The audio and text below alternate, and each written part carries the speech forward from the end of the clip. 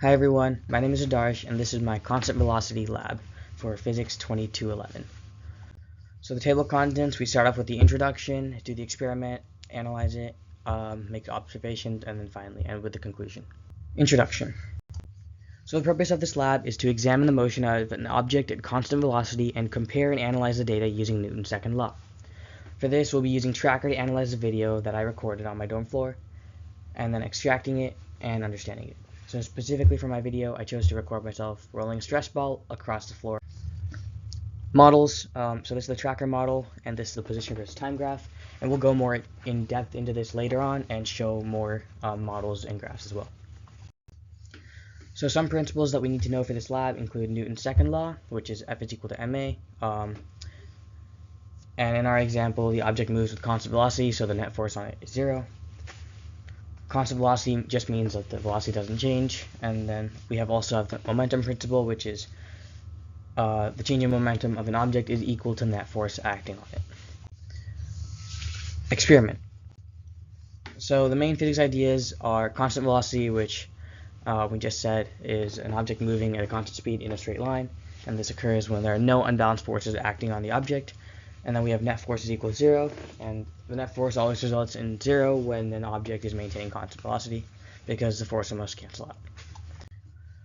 So materials and procedure, these are all the materials that I use, which is and this is the procedure, which was recording the video, getting the data on Tracker, extracting it, analyzing it, and then making conclusions.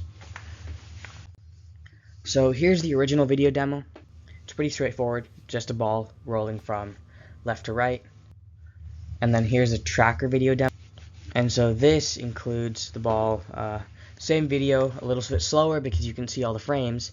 And then all these red diamonds are me inputting the center of mass in every single frame, and which gives us the data. So on the right we can see the graphs and the table with all the data in it.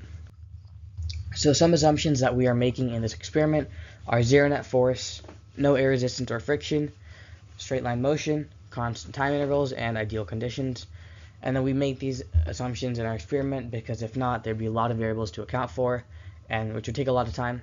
And the purpose of this lab is to investigate constant motion, so it doesn't really make much sense to analyze everything else. Data analysis. So here's the data from Tracker.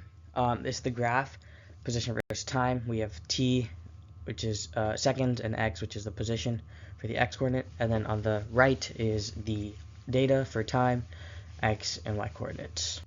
So this is the code from GlowScript, and what I changed here was the mass of the ball, and I had to change the initial conditions, which was the position and velocity, and then I had to change delta t. I set it to 1/30 because the video I recorded is in 30 frames per second, and then lastly I had to change fnet to 0 because we previously determined that there was no net force. So the vector here is 0, 0, 0. And so here's the data from GlowScript. This is a position versus time graph, which is in a straight line. Same with the velocity. And there, as you can see, there are no external forces in this demo. Model comparisons.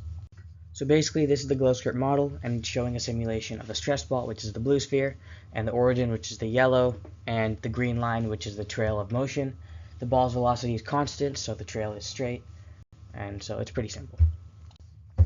And then here are the graphs. As you can see, there's the expected versus experiment graph. The expected is straight line, exactly how it's supposed to be, and the experiment is actually slightly curved, if you can notice that. And that's actually because there's outside forces acting on the ball, and that's why it's not perfect. So we can see how our experiment kind of differs. Otherwise, the data is pretty much similar. Some observations. Some observations that I made were how difficult it was to actually record the ball. There were multiple takes for this. And I also found it pretty cool to see all the graphs and see the position versus time, velocity versus time, and how the external forces like friction and air resistance were acting on the movement and affecting it. So some what-if questions is if the axes were flipped, the direction and position velocity vectors would change their sign, but the relationship between time and position remain the same because they're based on magnitude, and the net force being 0 means that all the forces acting on the object are balanced. This is my conclusion, which basically states that the lab was successful, and it's just a summary of the lab. Lastly, the common physics errors are the outside forces are being disregarded in this, The video changes, like movements in the video, make it hard to be perfect, and the position tracker is not exactly perfect for the center of mass, and it's being manually inputted. Thank you for listening.